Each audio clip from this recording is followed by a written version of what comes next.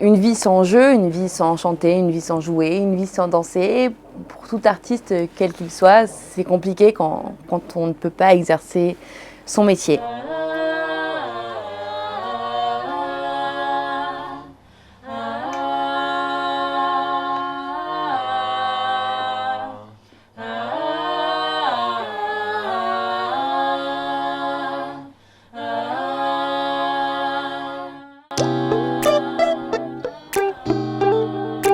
On répète une création qui s'appelle le Walters Cabaret. L'enquête est ouverte.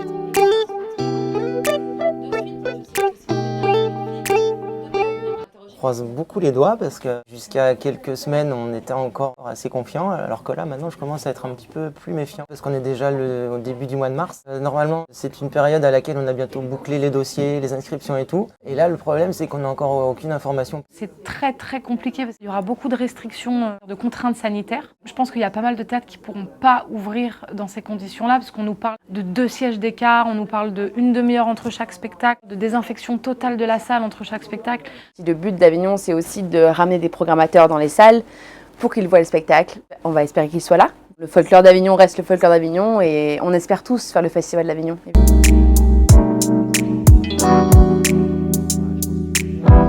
Le plus dur, je pense, c'est de ne pas avoir de perspective. On a envie de créer, on fait en fait tout ce qu'on n'a pas le temps de faire d'habitude. On écrit, on répète, etc. Il y a plein de moments où on se dit ça sert à rien de travailler un spectacle ou de répéter un spectacle puisque de toute façon on ne sait pas quand est-ce qu'on va pouvoir le jouer. Heureusement qu'il y a des théâtres qui nous ouvrent leurs portes pour pouvoir répéter. Tutoyer le public et qui nous manque, quoi. D'être sur scène, d'être avec des gens, de jouer, voilà, c'est notre métier. Au-delà de répéter, d'écrire, bon, le temps de la création c'est super, mais le temps de jeu c'est encore mieux. Une vie sans jeu, une vie sans chanter, une vie sans jouer, une vie sans danser.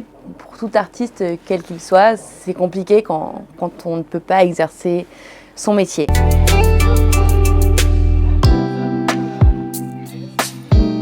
On a pu faire un live streaming à la Comédie de Nîmes. C'est un exercice qui est plutôt marrant. On joue sans public et on n'a aucun retour vidéo, donc on ne sait pas du tout s'il y a du monde, combien, etc. C'est un format qui est très amusant, qui est très compliqué, mais qui a le mérite d'exister. Le public manque cruellement, mais j'ai pu jouer comme ça. En tout cas, j'ai eu la chance de remonter sur scène comme ça, donc c'est plutôt bien.